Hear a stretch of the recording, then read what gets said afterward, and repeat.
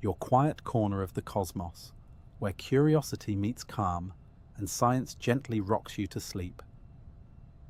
Before we begin our celestial journey tonight, I'd love to know, where in the world are you watching from, and what time is it right now?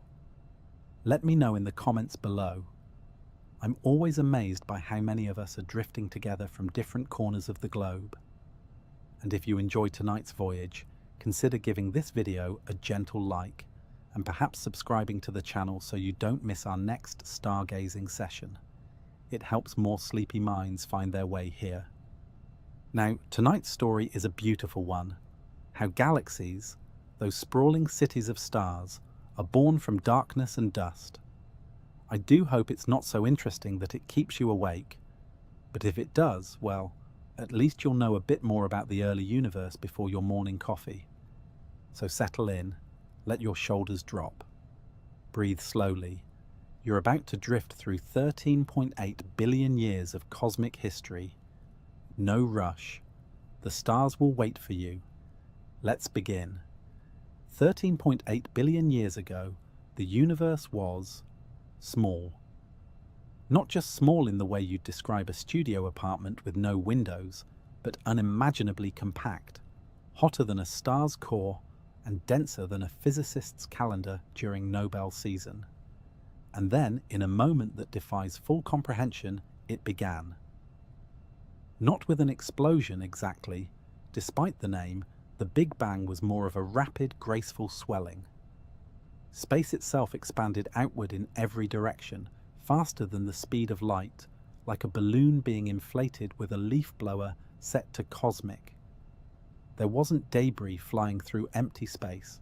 Space was the debris, and it was making itself as it went. In those first fleeting microseconds, the universe was a seething broth of fundamental particles. Quarks jostled with gluons, photons zipped around like restless toddlers, and gravity, ever the patient sculptor, quietly began making notes. It was chaotic, blindingly hot, and extremely uncomfortable. Not a place for stargazing or marshmallow roasting just yet. But this early universe, for all its mayhem, was full of potential. Hydrogen and helium, the simplest, lightest elements, formed like cosmic Lego bricks, snapping together from the charged chaos. These humble atoms would go on to build everything: stars, planets, people, pet lizards, and of course, galaxies. About 380,000 years after the Big Bang, a mere blink in cosmic terms, something truly beautiful happened. The universe cooled enough for those atoms to capture electrons, forming the first neutral atoms. Light, which had previously been ricocheting around like a trapped firefly in a jar, was suddenly free to travel. This moment, known as recombination, created the cosmic microwave background, a soft afterglow of the Big Bang that still hums through the universe today. If your eyes could see microwaves, the entire sky would glow with the light of that ancient fire. But despite the glow, there were no stars, no galaxies. Not yet. The universe at this point was a dark, expanding cloud of gas and potential. If you could drift through it, you'd see nothing but subtle ripples, tiny irregularities in the otherwise smooth distribution of matter. These ripples were everything. They were whispers of quantum fluctuations from the earliest moments, stretched across the cosmos by inflation. Some regions were just ever so slightly denser than others, barely a difference really, but gravity noticed. And gravity does not forget. Over time, those denser pockets of hydrogen and helium began to pull in more and more material. Slowly, gently, they gathered like cosmic dew forming on a spider web. These clumps, the seeds of future galaxies, were utterly invisible to the naked eye, if eyes had existed, but they were already setting the stage for all the dazzling drama to come. It's a bit strange to think of the universe as quiet, but in a way, this era was. No light from stars, no glowing galaxies, just the faint murmur of matter falling into itself. It was a time of stillness before the storm, a long breath in before the universe exhaled starlight. And yet, even now, with all our telescopes and equations, we're still piecing together how it all unfolded. How did these minute fluctuations lead to the sprawling grandeur of spiral galaxies? Why did some parts of the universe become bustling hubs of stars, while others remained vast, dark voids? The answers are written across the cosmos, in every glowing nebula and ancient star cluster. We just have to keep listening. And so, the universe grew. Dark matter, the invisible framework of reality, began to tug and shape the forming structure. Hydrogen pulled into filaments. Gravity whispered, and the cosmos obeyed. Soon, the first stars would flare into life. The darkness would end, but for now, the stage was set. The universe was no longer just expanding, it was beginning to become. The stars hadn't arrived yet. The galaxies still slept, and for a few 100 million years, the universe remained cloaked in what we now call the cosmic dark ages. Despite the ominous name, there were no knights or castles here, no dragons, unless you count the kind made of plasma and hydrogen. This was darkness in the purest sense, a universe full of matter, but not yet light. After the Big Bang's brilliant opening act and the soft glow of the cosmic microwave background, things settled into a hush. Neutral hydrogen gas filled space like a vast, invisible fog. There were no stars to shine through it, no galaxies to twinkle in the distance. The universe had gone dim, not because it lacked energy, but because it hadn't yet figured out how to turn the lights on. Imagine floating through this time, an infinite expanding sea of cool hydrogen and helium, the occasional electron drifting by like a lazy jellyfish. There's gravity pulling ever so gently on the gas, forming clouds here and there, but everything moves at a glacial pace. Not that time meant much. No clocks, no days, no sunrises, just the slow, patient accumulation of mass in a universe not yet in a hurry. Yet something extraordinary was quietly unfolding. In this shadowy silence, the groundwork for everything we know was being laid. You see, during inflation, the lightning-fast expansion right after the Big Bang, tiny quantum fluctuations were stretched across space. These little wiggles in density weren't much to look at, but over time, gravity took notice. Where matter was a tiny bit denser, it began to draw more of itself in. Over hundreds of millions of years, these ripples grew into tendrils and knots, what we now call the cosmic web. Think of the universe as a vast sponge, or maybe a three-dimensional spider web, strung together by filaments of dark matter and gas. These filaments are where galaxies would eventually form, pulled into place by the persistent hand of gravity. The empty spaces in between, voids, giant lonely stretches of near-nothingness, where almost no stars will ever shine. At the center of it all was a silent partner, dark matter. It doesn't glow, it doesn't reflect, and it doesn't interact with light at all, which makes it famously hard to study and somewhat bad at parties. But dark matter was absolutely essential. Its gravitational influence shaped the scaffolding of the cosmos, pulling ordinary matter, the hydrogen and helium gas, into place like the hidden frame beneath a painting. Without dark matter, the universe might have stayed a foggy cloud forever. Now, if you're still awake, and if you are, I admire your dedication, you might be wondering, why did it take so long for the first stars to appear? Well, building a star isn't as easy as throwing gas into a blender and flipping the sun switch. Hydrogen had to fall into dense enough pockets for gravity to take over, compressing it until temperatures rose to millions of degrees. Only then could fusion begin, the nuclear dance that lights up a star. But the early universe wasn't in a rush. It allowed gravity to work at its own pace, coaxing the gas into denser and denser clouds. Slowly, patiently, these clouds collapsed under their own weight. Somewhere in one of those dense knots of matter, the first spark would ignite, a single point of light in an ocean of dark. And when that happened, everything changed. But here, during this long interlude of silence, the universe was still gathering its breath. Like an orchestra tuning before the first note, the elements were in place, but the music had yet to begin. No galaxies, no stars, just a growing tension, a sense that something beautiful was about to happen. And perhaps that's the most comforting thing about this period. Even in the darkness, the universe was never truly still. Beneath the silence, it was dreaming, organizing, becoming ready. The light was coming, and then it happened. Somewhere, deep in a collapsing cloud of hydrogen and helium, gravity tightened its grip. At the center of that dense, invisible swirl, pressure soared, and temperatures climbed to millions of degrees. Atoms were pushed so close together that their very nature began to change.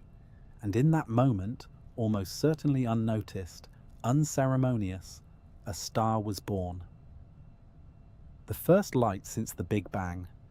These were no ordinary stars. Known as population 3 stars, they were unlike anything we see today.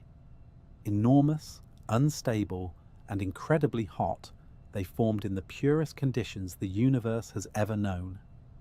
There were no heavy elements, no carbon, oxygen, or iron, just hydrogen, helium, and a bit of lithium, all remnants from the Big Bang. This made the stars burn hotter and faster than the ones we're familiar with now. Some may have been hundreds of times more massive than our Sun, living short, furious lives before collapsing into black holes or exploding in brilliant supernovae. If you were floating nearby, though let's be honest, you'd be very, very crispy. You'd see these first stars lighting up their surroundings like bonfires in a vast cosmic forest. One by one, their light pierced the ancient fog of hydrogen that had filled the universe since the beginning. Slowly, the darkness began to lift. This period is called cosmic rionization, and while it sounds like something a sci-fi villain might attempt with a ray gun, it was a peaceful, albeit dramatic process. The ultraviolet light from those newborn stars began stripping electrons from the neutral hydrogen around them, ionizing it and making the universe transparent again. It was as though someone had cracked open the shutters of a cosmic greenhouse and let the light flood in. From our perspective, billions of years later, we can't see these first stars directly. They were too brief, too distant, and their light too faint. But their fingerprints are everywhere. They transformed the universe, from cold and dark to warm and glowing. They seeded the cosmos with the first heavy elements, the building blocks of everything more complicated than hydrogen, including you, me, and the cup of tea you might be sipping right now. In a way, these stars were the universe's first artists, sketching the outlines of galaxies on the blank canvas of space. But galaxies still hadn't formed. Not quite. These early stars were often scattered in small clusters, bound together by gravity, but not yet forming the grand, swirling cities of stars we see in the night sky today. These were more like villages, proto-galaxies perhaps, testing the waters of structure and cohesion. Yet the ingredients were coming together. As these massive stars ended their lives in violent supernovae, they blasted heavier elements into the surrounding gas clouds. Those enriched clouds cooled more efficiently, collapsed faster, and formed stars with greater ease. The next generation of stars, population 2, began to appear, a bit smaller, a bit more stable, and already more familiar. And thus the great cosmic cycle began. Gravity pulls in gas, stars are born, they shine, die and scatter their enriched contents, allowing even more stars to form. Each generation builds upon the ashes of the last, layering complexity like stardust sediment. You might wonder, how do we know all this happened if we've never seen these ancient stars? The answer is hidden in patterns of light, like ghostly fingerprints left on the cosmic windowpane. By studying the oldest galaxies, the chemical signatures in ancient stars, and the faint glow of the cosmic microwave background, astronomers can piece together the universe's childhood in astonishing detail. It's a bit like reconstructing the history of a forest by examining its oldest trees, its soil, and the direction of the wind. The clues are subtle, but they're there. And recently, we've begun to catch glimpses. With telescopes like James Webb, we're finally starting to see some of the earliest galaxies taking shape. Small, chaotic, glowing clumps of stars from just a few 100 million years after the Big Bang. We're peering into the nursery where the first light bloomed. It's humbling, really. These stars lived and died before our solar system was even a dream. Their light traveled across space for billions of years, past colliding galaxies, past wandering black holes, past the growing Milky Way, until it landed, softly, on the mirror of a telescope pointed at the sky. And now it rests in your mind, in the quiet of your evening, as you drift towards sleep. The universe, once dark and quiet, had lit its first lanterns. The night had ended, and the age of galaxies was about to begin. The universe was glowing now. Not brilliantly, more like the first hint of dawn on a cold morning. The stars had arrived, their light unraveling the fog, warming the silence. But they were scattered, isolated, flickering across the dark like distant campfires with no cities, no roads, just lonely pockets of light suspended in the void. But gravity had other plans. Those scattered stars weren't just floating randomly, they were being drawn together by invisible threads. Everywhere you looked, or would have looked if you'd had a way to see in ultraviolet and the patience of a cosmic being, small clumps of stars were converging. Gravity was quietly threading them into larger, more complex structures. The villages were becoming towns. The towns would become cities. And these cities, these proto-galaxies, were the first drafts of what we now call galaxies. It didn't happen neatly. There were no blueprints, no cosmic engineers marking out spiral arms with rulers. It was messy. Clumps collided, merged, ripped each other apart, and merged again. The early universe was a rough neighborhood. Gas clouds crashed into each other. Stars were flung from one group into another. Some early galaxies formed quickly, growing fat on nearby gas and gobbling up their neighbors. Others stalled, stranded in quiet corners of space like cosmic wallflowers. At this stage, galaxies didn't look like the elegant spirals or massive ellipticals we see in glossy telescope images. They were irregular, chaotic, unrefined, more like space blobs than the symmetrical beauties you might imagine. And yet, even in their chaos, they were growing. Slowly their shapes began to stabilize, nudged by gravity and sculpted by their environments. Much of this early architecture was influenced by a structure on an even larger scale, the cosmic web. You can picture it like a vast, three-dimensional lace of matter woven across the universe. Dense knots, where filaments of dark matter intersected, became the hubs, regions where galaxies would cluster, like seeds finding the richest soil. Long tendrils stretched between them, pulling galaxies along invisible rails of gravity. And in between these threads, vast voids, eerie and silent, where few galaxies would ever form. It's in these dense intersections that proto-galaxies had the most to gain and the most to fear. When you have a lot of gas and gravity in one place, things tend to get a little dramatic. Galaxies would crash into one another, a slow-motion dance that could take hundreds of millions of years. These weren't violent collisions in the way you might expect.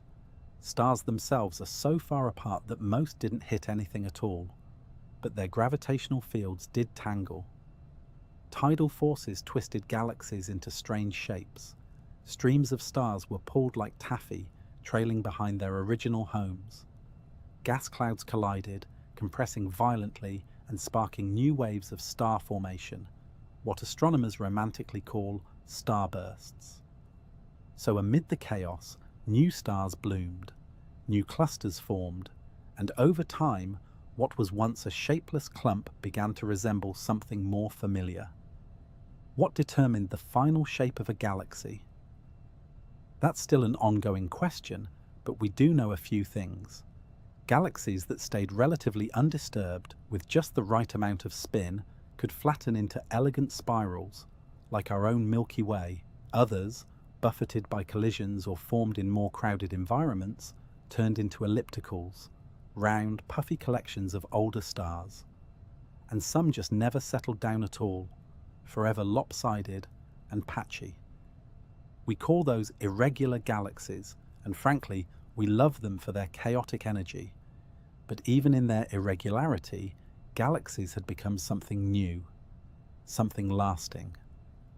They were star forges, places where gravity and gas came together to ignite creation.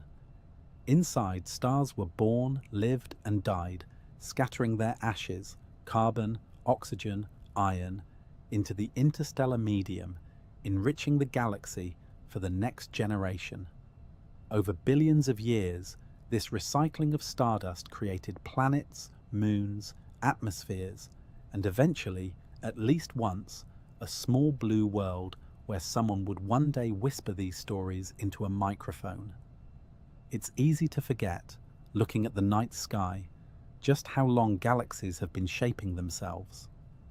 The stars you see today are often second, third, or even fourth generation creations, made from the remains of long-dead ancestors. Galaxies are like family albums of the universe, each star a page, each cloud of gas, a new chapter waiting to be written. And as galaxies grew, they began to form communities, clusters, groups, superclusters. Just as stars gather into galaxies, galaxies themselves are not solitary.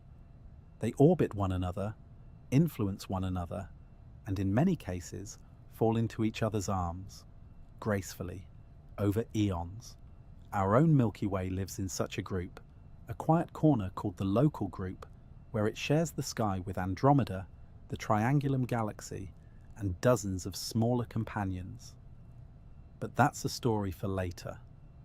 For now, the universe had passed another milestone. It was no longer just a sea of gas and light. It was structured.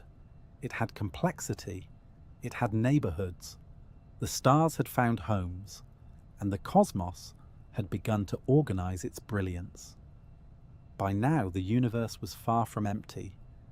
Galaxies had formed, some shy and compact, others sprawling and dramatic. Stars spun in enormous orbits. Gas clouds shimmered with newborn light. The darkness had not disappeared, but it had receded, drawn back like a cosmic curtain to reveal the grand stage of creation. And on that stage, galaxies had begun to find their form. Galaxies are not uniform. They come in many shapes and sizes, much like snowflakes. If snowflakes weighed a few 100 billion suns. Some spin elegantly, like pinwheels frozen in space. Others are squat and round, like celestial dumplings. And a few, bless their hearts, still look like someone tried to draw a galaxy from memory while riding a roller coaster. But how do these shapes arise? Why are some galaxies spiral, while others are elliptical or irregular? The answer, as always, lies in time, gravity, and a whole lot of cosmic patience. Let's start with the spirals, the show-offs of the galaxy world. Spiral galaxies are among the most beautiful structures in the universe. They're the ones you see on posters, desktop wallpapers, and science documentaries where violins play in the background. With their graceful curving arms and luminous cores, they look like cosmic hurricanes caught mid-swirl. The Milky Way, our own galactic home, is a spiral galaxy. We live tucked into one of its arms, like a suburban speck on the edge of a great rotating city. Spirals tend to have lots of gas and dust, prime ingredients for star formation, so they're full of bright young stars lighting up their arms like festive fairy lights. The structure of a spiral galaxy is all about motion. When a galaxy has a moderate amount of angular momentum, that is, when its gas and stars are rotating in a somewhat orderly way, it naturally flattens into a disk. Over time, density waves ripple through that disk, compressing gas and sparking star formation, and voila! Spiral arms appear. They're not rigid structures, but patterns moving through the galaxy, like traffic jams in space. The stars move in and out of them, but the arms persist. Of course, not all galaxies manage such elegance. Enter the elliptical galaxies, older, rounder, and generally a bit more relaxed. These galaxies don't have spiral arms. Instead, they're more like giant star clouds, shaped like spheres or stretched out rugby balls. They're usually composed of older, redder stars, with little gas left to make new ones. If spiral galaxies are bustling cities, elliptical galaxies are sleepy retirement communities, quiet, stable, and not big on change. Ellipticals likely form through galactic mergers. When two spirals crash into each other, especially if they're of similar size, their orderly motion is disrupted. The stars are flung into random orbits, the gas gets used up or blown away, and what's left settles into a big, shapeless mass. It's dramatic, chaotic, and oddly productive, like the cosmic version of smashing two snow globes together and letting the flakes settle. Then there are the irregular galaxies, which don't fit neatly into any category. They're the oddballs, the nonconformists. Some are young galaxies that haven't had time to form a shape. Others are older ones that got a bit too close to a larger neighbour and were pulled out of alignment, like a hat blown askew in the wind. Irregular galaxies might look like splatters or scribbles, but they're often bursting with new stars full of energy and potential. Some galaxies fall between categories: spirals with big bulges, ellipticals with rings, and other hybrid forms. Galaxy classification, like everything in astronomy, can be as messy as the universe itself. But we still try to put them in boxes, mainly because that's how humans like to make sense of things, even the stars. And of course, galaxy shape isn't just about beauty. It tells us something fundamental about a galaxy's history. A spiral galaxy likely had a calmer upbringing, steady gas inflow, maybe a few small mergers, but nothing too traumatic. An elliptical one probably saw battle, merging with other galaxies in a series of ancient cosmic collisions. Irregulars? Well, they might just be young or unlucky, or both. What's fascinating is that even now, galaxies continue to change shape. Spiral galaxies can become ellipticals. Small galaxies can merge and form giants. Gravitational interactions tug at their arms, twist their cores, and scatter their stars. Nothing in the universe is static, especially not something as dynamic as a galaxy. The Hubble Space Telescope gave us our clearest look at this cosmic diversity. With it, we've seen galaxies in all stages of life, from tiny proto-galaxies in the early universe to majestic spirals and massive ellipticals in the nearby cosmos. We've watched galaxies collide, seen them stretch and tear, and observed them rebuilding themselves in the aftermath. Every galaxy tells a story, and sometimes that story is written in the language of shape. So next time you see an image of a galaxy, a perfect spiral with blue arms, a glowing elliptical halo, or a messy clump of stars, know that you're looking at billions of years of history, a story of gravity and light, of stars born, aged, and gone, of gas clouds drifting, colliding, and becoming more than they were. Galaxies don't just shine, they remember. Let's come home for a moment. We've been drifting through the vast universe, tracing the birth of stars and the graceful formation of galaxies. But now, it's time to return to our corner of the cosmos. A place familiar, not because we've seen it from the outside, though we've tried, but because it's where every sunrise, every sigh, every human story has unfolded. We live inside a galaxy called the Milky Way, and she's quite the hostess. From our place within it, we can't actually see the Milky Way as a whole. It's a bit like trying to read the label from inside the bottle. What we do see is a glowing river of light stretched across the night sky, especially visible in remote places, far from the glow of cities. That shimmering band, part dust, part starlight, is our view across the galactic plane. We're looking edge-on through billions of stars. The Milky Way is a spiral galaxy, and quite a large one at that. About 100,000 light-years across, it contains somewhere between 100 and 400 billion stars. Why the range? Because it's very hard to count stars when you're stuck inside the middle of them, looking out through dust clouds with a telescope and a lot of patience. But the best estimates place us at roughly 1/3 of the way from the center, out in the Orion Arm, like cosmic suburbanites. Not too close to the chaos, not too far from the action. The center of the Milky Way is a busy, energetic place. It houses a supermassive black hole named Sagittarius A, a gravitational heavyweight roughly 4 million times the mass of our Sun. It's not the brightest object, it doesn't devour as much as some other black holes, but it anchors the whole galaxy. Stars whirl around it in dizzying orbits, like moths circling an invisible flame. We know it's there not because we can see it directly, but because of how it affects its surroundings. Imagine watching stars move as if they're caught in an invisible whirlpool. Astronomers have tracked their paths for years, and the evidence is clear. Something incredibly massive, incredibly compact, and incredibly hungry is sitting at the galactic center. And no, it's not planning to eat the Earth anytime soon. The Milky Way didn't always look the way it does now. Like all galaxies, it has a long and occasionally turbulent past. It formed over billions of years, through mergers and acquisitions, in the corporate language of cosmology. Smaller galaxies were pulled in, digested, and folded into the spiral.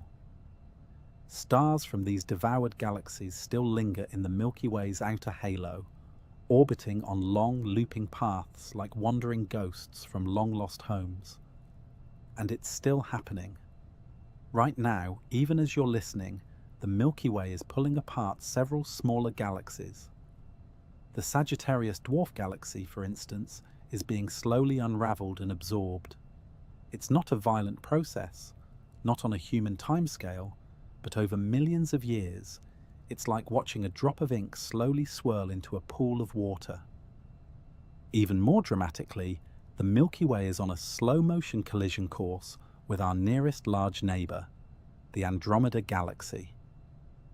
Currently about 2.5 million light-years away, it's heading straight for us at roughly 110 kilometers per second. Don't worry, you have about 4 billion years to prepare. And when it happens, it won't be the end of the world. In fact, the two galaxies will likely merge into a new one, possibly an elliptical galaxy. Astronomers have even suggested a name, Milkomeda, which frankly sounds like a brand of space yogurt, but we'll let it slide. What's astonishing is that we can tell all of this from our vantage point inside the galaxy. Thanks to radio telescopes, infrared observations, and lots of clever math, we've been able to map the spiral arms, trace the star populations, and even simulate the galaxy's formation and fate. It's like piecing together a jigsaw puzzle from the inside and realizing the picture is much bigger than you ever imagined. And through it all, our tiny star, the Sun, just keeps orbiting. It takes the Sun about 225 million years to make one complete lap around the center of the Milky Way. That means we've only made about 20 trips around since the Sun formed. For reference, the last time we were in this galactic neighborhood, the dinosaurs were just beginning to roam the Earth. Galactic years, it turns out, are not measured in birthdays, but in epochs. So here we are, spinning quietly in one of the galaxy's spiral arms, a pale blue dot circling an unremarkable yellow star, wrapped in the soft light of a billion suns.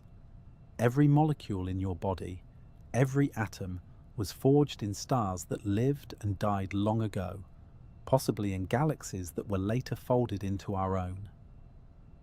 You are, quite literally, part of the Milky Way's story, a moving, breathing fragment of galactic history, the product of star stuff, listening to starlight. The galaxy isn't just out there, you carry it within you. If galaxies are the great cities of the cosmos, then what built them? Who or what laid their invisible foundations, kept their stars spinning in place, and ensured they didn't drift apart like dandelion seeds in the wind? As it turns out, 3 unlikely architects have been quietly at work since the beginning: gravity, dark matter, and black holes. Not exactly a charming trio, perhaps. None of them glows or sings or gets invited to birthday parties. But without them, the universe would be a very empty, very formless place indeed. Let's start with gravity, the oldest and most familiar force of the bunch. Gravity is the great gatherer. It doesn't make a fuss. It doesn't shout. It simply pulls. Always has. Always will. In the early universe, when everything was expanding outward from the Big Bang, gravity was the reason things began to clump. It took those tiny ripples in the density of space, the faintest of wrinkles, and began to amplify them, drawing gas and dark matter together until stars and galaxies could form. It's slow, patient, and it never stops working. But here's the thing: gravity, while relentless, isn't particularly strong. It's actually the weakest of the 4 fundamental forces in physics. Drop a paperclip, and gravity will pull it to the floor. Hold a magnet above it, and suddenly the paperclip defies gravity with ease. That tiny magnetic field wins against an entire planet's gravitational pull. So why does gravity shape the cosmos? Because it always accumulates. It never cancels itself out like electric or magnetic forces can. The more mass you have, the more gravity you get. And in the vastness of space, where there are no friction brakes or air resistance, gravity's quiet persistence adds up. But even with gravity's help, there was a mystery. Something was missing. When astronomers looked at galaxies, really looked, measured how fast their stars were spinning, they found something strange. The outer stars, far from the galactic center, were moving far too fast. According to the visible mass of the galaxy, they should have been flung off into space like glitter from a spinning wheel. But they weren't. They were staying put. Loyal, orderly, stable. This was a problem. Unless there was more mass than we could see. A lot more. Enter dark matter. A substance we cannot see, cannot touch, cannot smell, and yet one we are almost certain exists, because its gravitational fingerprints are all over the universe. Dark matter doesn't interact with light, it doesn't glow. But it exerts gravity, and there's quite a bit of it, about 5 times more dark matter than normal matter by mass. That means for every visible star or gas cloud in a galaxy, there's a much larger, invisible halo of dark matter holding everything together. Imagine a galaxy as a glowing jellyfish swimming in a giant invisible bubble. That bubble, the dark matter halo, is what keeps the jellyfish from drifting apart. Without dark matter, galaxies as we know them couldn't exist. They wouldn't have formed in the first place, and if they somehow had, they wouldn't stay together. Stars would fly off in all directions, and the beautiful spiral arms we admire so much would never survive. So far, no one knows exactly what dark matter is. There are plenty of theories, exotic particles, supersymmetric partners, even ideas involving extra dimensions, but none confirmed. Still, its effects are undeniable. Like wind on the ocean, we don't need to see it directly to know it's there. Now, as if galaxies weren't already full of secrets, we come to the last of the trio: black holes. And not just any black holes, supermassive black holes. These monsters sit at the centers of nearly every large galaxy we've studied, including our own. They range in size from millions to billions of times the mass of the Sun. And while they have the reputation of being destructive, they're more like galactic administrators: quiet, mysterious, and extremely influential. We used to think supermassive black holes were just passengers, things that happen to form in the center of galaxies. But over the past few decades, we've realized they're more like co-authors of a galaxy's story. Their growth seems tied to the development of the galaxy around them. When they feed, devouring gas and dust, they release enormous amounts of energy, often more than the galaxy's stars combined. This energy can blow away the gas needed to form new stars, halting star formation for millions of years. In other words, black holes don't just sit there like cosmic drains. They regulate growth. They shape the fate of galaxies. This process, called feedback, is still being studied, but it's clear that supermassive black holes can influence their environments on colossal scales. Jets of plasma can stretch for thousands of light years, sculpting the interstellar medium and altering the flow of material across a galaxy. It's a bit ironic. The darkest things in the universe, the ones that swallow light and defy our gaze, are also the ones that hold it all together. Dark matter, gravity, black holes, the unsung architects of everything. And here we are, orbiting a star in a spiral galaxy, nestled in a dark matter halo, circling a supermassive black hole we'll never meet. Every step we take, every breath we draw, happens in a universe held together by invisible hands. So the next time you gaze up at the stars, remember this: the beauty you see is only half the story. The rest, the invisible scaffolding, the silent forces, the quiet gravity pulling it all together, is still there. Not shining, not speaking, but building. Always building. Galaxies may look serene in photos, graceful spirals, glowing halos, delicate dust lanes, but make no mistake, the universe is not a quiet place. Out there in the vastness, galaxies are constantly moving, drifting, orbiting, pulled by gravity like dancers in a never-ending waltz. And occasionally, those dancers get a little too close. Their arms entangle, their paths cross, and they collide. Not with a bang, but with a slow, spectacular ballet that unfolds over hundreds of millions, even billions of years. Yes, galaxies crash into each other. But before you imagine stars exploding and planets smashing like marbles, take a breath. The reality is more poetic. Despite their size, galaxies are mostly empty space. Stars are spaced so far apart that even in a full-blown galactic collision, the chance of two stars actually hitting each other is vanishingly small. It's like watching two fog banks pass through each other, only the fog is made of stars, gas, dust, and dark matter, all swirling in gravitational fields. But while individual stars may avoid direct collisions, the galaxies themselves do not emerge unchanged. When two galaxies meet, their gravity pulls and stretches them, distorting their shapes into long, flowing tendrils of stars. These are called tidal tails, and they can span hundreds of thousands of light years.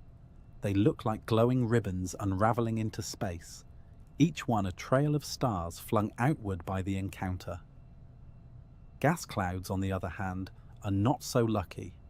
When they collide, they do so with gusto, compressing, heating, and often triggering a dramatic burst of star formation.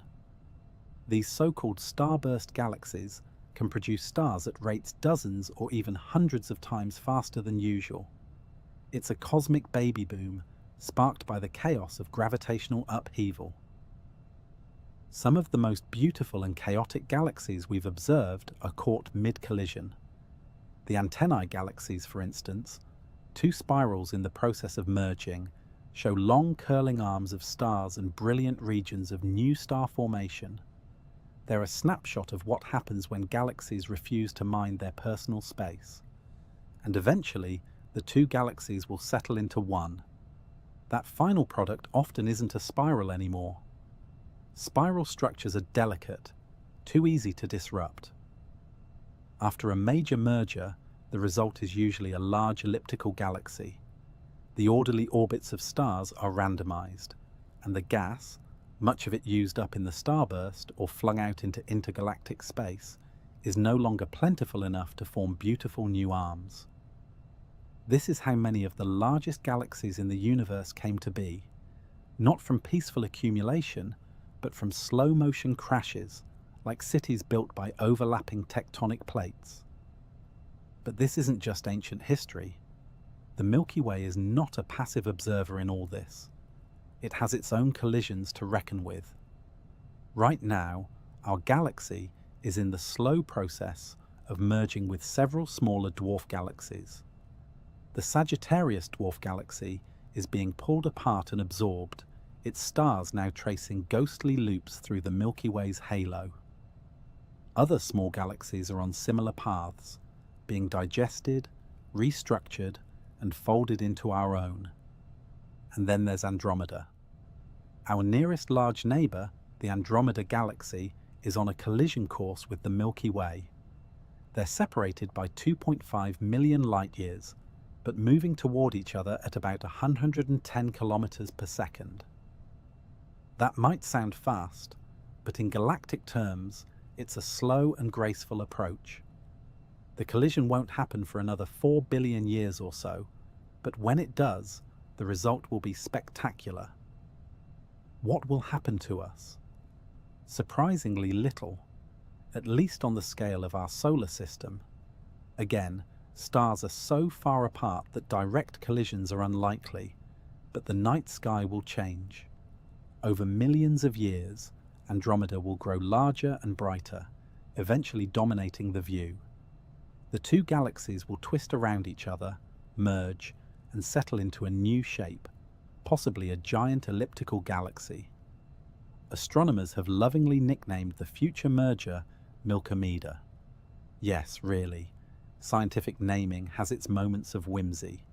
But even before that grand dance begins, collisions continue all around us. Galaxies in dense clusters are constantly interacting, their shapes distorted, their gas stirred. It's part of the life cycle of the universe. Galaxies are not static islands. They evolve, grow, and change through relationships, much like everything else in nature. What's especially fascinating is that these interactions aren't just destructive. In many cases, they're creative. Mergers can restart star formation, feed central black holes, and reshuffle the contents of galaxies in ways that lead to entirely new structures. Like pruning a tree or mixing two colors of paint, the result is something new, messy at first, but often more vibrant than before. And in this ever-evolving cosmos, collisions are not the exception. they are the rule. We tend to think of the universe as calm and unchanging, a kind of eternal night sky sprinkled with frozen stars. But it's alive. Galaxies are drifting, falling into each other, blending their light, their stars, and their stories. Even now, somewhere out there, two galaxies are beginning their long, slow dance. One day they'll collide, not in violence, but in union, and a new galaxy will be born, just as it always has been, just as it always will be. To gaze into space is to gaze into time. It's one of the quietest, most astonishing facts about the universe. Every star you see in the night sky, every galaxy captured by a telescope, is not showing you how it looks now, but how it looked then. Light, for all its remarkable speed, still takes time to travel. And space is vast, very, very vast. So when we look up at the stars, we are, quite literally, time traveling. Take the sun.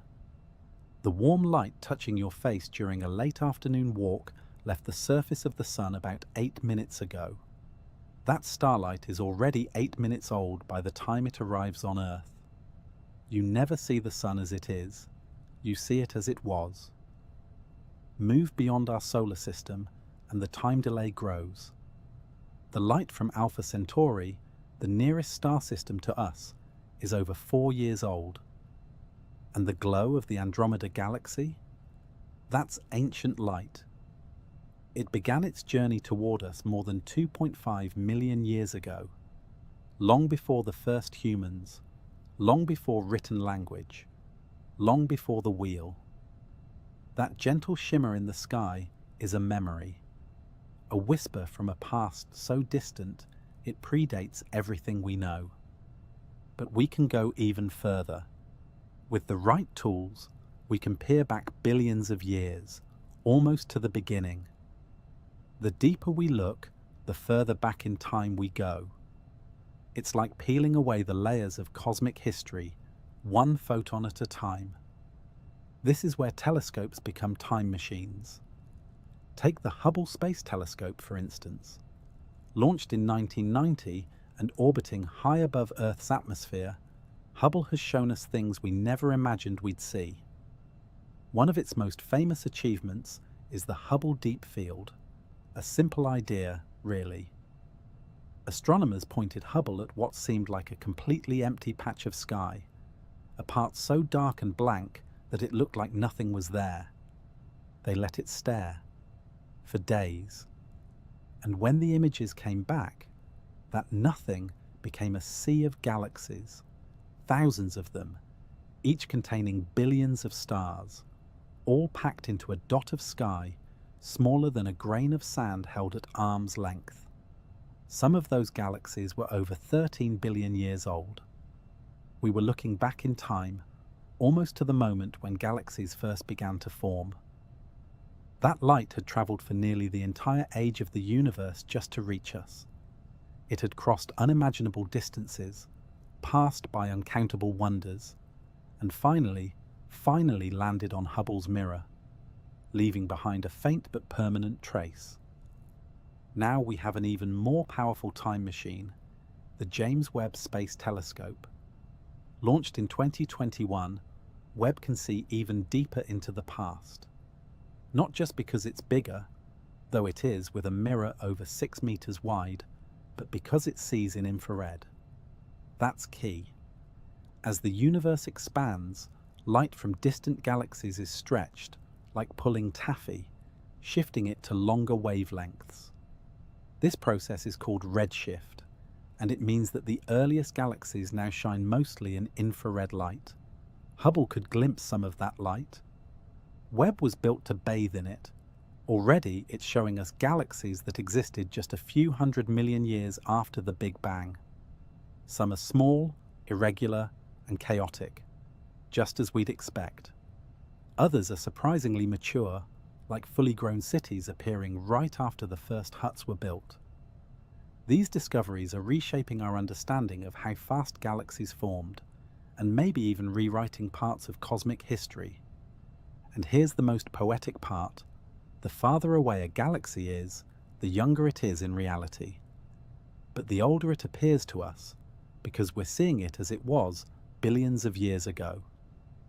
You might think then that we're always looking into the past, and that's true. But it's also how we learn. We can't rewind the universe, but we don't need to. It has already sent its memories to us, one photon at a time, and we are catching them slowly, quietly, with glass and gold and great patience. In a way, this is what science often is, listening to the past with better and better ears. Of course, all this looking back has its limits. There's a point in time we can't see beyond, the cosmic microwave background, the afterglow of the Big Bang. It's not that there's nothing before it, but that the universe was opaque. Before then, light simply couldn't travel freely. It was trapped, scattered, like fog in a dense forest. Only after the universe cooled and atoms formed did light finally break free and begin its long journey to us. That's our cosmic horizon, the edge of visibility. And beyond that, mystery, possibility, questions we're still trying to answer. For now, what we do have is extraordinary. Every image from Webb, every frame from Hubble, is a photograph of the past. A snapshot of a moment so distant it feels like fiction, but it's not, it's real. That light is real. It touched something once, a star, a galaxy, a cloud of gas, and now it touches you. So the next time you stare into the night sky, remember, you're not just looking up, you're looking back, way, way back. The stars are still shining, but many of them are shining from a time when Earth was young, when there were no eyes to see, no names to give them. And yet their light persisted, crossing space and time to find you here, now. The universe doesn't just tell stories, it remembers them. We've traveled far. From the first whispers of matter to the sprawling spirals and glowing cores of galaxies, we've watched the universe light up, organize, and evolve. And now, as we drift into the present, we find that the universe is far from finished. Galaxies are still forming, still merging, still reaching toward one another across the cosmic void. Because galaxies, like people, tend not to live alone. Instead, they gather. They form groups, clusters, and even superclusters, massive structures so vast they defy simple imagination. Our own Milky Way is part of one such gathering, the local group. It's a relatively quiet corner of the cosmos, made up of more than 50 galaxies, most of them small and faint, dwarf galaxies orbiting the larger ones like cosmic satellites. The local group's two largest members are, of course, us and our neighbour, the Andromeda Galaxy. We're the twin giants of this little galactic suburb, slowly spiralling toward each other. We've already spoken about our future merger, but for now, the two galaxies maintain a respectful distance, close enough to notice each other, far enough not to bump elbows just yet. Surrounding us are a host of smaller companions. Some, like the large and small Magellanic Clouds, are easily visible from the southern hemisphere and are themselves in the process of being drawn into our spiral arms. Others, like the Draco Dwarf or the Ursa Minor Dwarf, are more elusive, faint collections of stars barely hanging onto their identities as they orbit through our galaxy's dark matter halo. Groups like ours are common, but they're just the beginning. Zoom out and you find galaxy clusters, collections of hundreds or even thousands of galaxies bound together by gravity. The Virgo cluster, for example, sits just beyond our local group, and it's filled with spirals, ellipticals, and every shape in between. Here, galaxies aren't politely distant. They crowd together, interact, and often collide. In these environments, You can almost feel the tension, gravitational tug-of-wars happening across millions of light years. These clusters are embedded in even grander formations, superclusters. The Laniakea supercluster, our cosmic address in the largest sense, stretches over 500 million light-years across and contains about 100,000 galaxies. That's right, 100,000 galaxies, each with billions of stars, all drifting together through the cosmos, following the flow of gravity through a web we're only beginning to map. And even that is just a thread in the larger cosmic web, the vast structure that forms the skeleton of the universe. Galaxies are not sprinkled randomly through space. They form patterns, filaments, sheets and nodes, like a vast foam stretched across a dark sea. These structures, seeded in the earliest moments after the Big Bang, have been shaped over billions of years by the subtle nudging of dark matter and the persistent pull of gravity. In between these filaments lie voids, immense, empty regions where few galaxies exist. Some are tens of millions of light-years wide, dark and silent, with only the occasional lonely galaxy drifting through like a ship at sea. It's in this contrast between crowded clusters and vast voids that the structure of the modern universe reveals itself. But not everything is growing. Not everything is rushing forward. There are signs that the universe's grand dance may be slowing, not in motion, but in creativity. Many galaxies, especially the big, mature ellipticals, are no longer forming stars. They've used up or lost the gas needed for stellar birth. We call them red and dead, not because they're lifeless, but because their aging stars glow a soft reddish light and no new stars are replacing them. Even our own Milky Way is forming fewer stars than it once did. It's not done, not by a long shot, but the era of frantic starbirth is behind it. We're in a quieter, more reflective chapter of galactic life. And the universe itself, it's expanding faster and faster thanks to something we still don't fully understand: dark energy. This mysterious force is pushing galaxies away from each other at accelerating speeds. Over the next few trillion years, it's possible that galaxies not bound to us by gravity will vanish from view entirely, their light stretched until it can no longer reach us. The universe will grow colder, quieter, and more isolated. But don't worry, we've got time, a lot of time. For now, galaxies continue to interact, evolve, and surprise us. With telescopes like Hubble, James Webb, and those still to come, we're peering deeper into space and further back in time than ever before. We're catching the echoes of galactic birth, the ripples of collisions, the faint glimmer of newborn stars in galaxies so far away, their light left before Earth had oceans. Every night sky is filled with those echoes. Every glowing dot is a story. Some are just beginning, others ended long ago, but all of them are part of this vast, beautiful architecture, the visible universe still painting itself, even now. Galaxies are no longer just mysteries. They are companions, teachers, reminders, that even in a universe so large we cannot hold it in our minds, we belong to it, and it belongs to us. And now, after billions of years and billions of light years, we've come to the end of our journey. We've drifted from the birth of the universe to the birth of galaxies, from the dark ages to first light. We've watched stars flare into life, cluster into cities of fire, and spin through spirals shaped by invisible hands.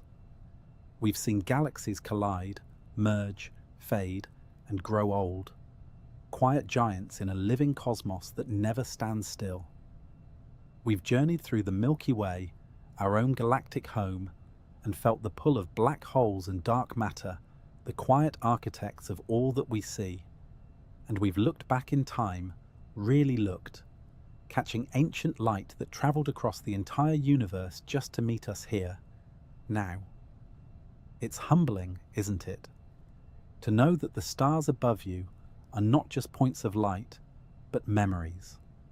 That galaxies are not still images, but stories still unfolding. And that everything around you, your hands, your breath, the thoughts floating through your head, was forged in the heart of a long-dead star. You are made of galaxy stuff. You are part of the story. And maybe, just maybe, that's why we find the night sky so comforting. Why something inside us quiets when we look up. Because some ancient part of us remembers what it feels like to drift through starlight. So now, as your eyes grow heavy and your thoughts soften, I'll ask again, just as I did when we began. Where in the world are you listening from tonight? And what time is it where you are?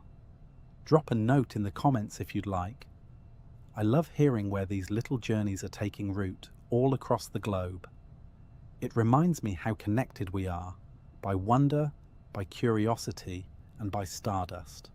And if you enjoyed drifting through the cosmos with me tonight, consider leaving a like or subscribing for more sleepy science. There's a whole universe waiting for us, and I'd love to explore it with you. But for now, let's rest. Let the stars keep watch, and let the galaxies keep spinning just as they always have. Good night, fellow traveler. You're home among the stars.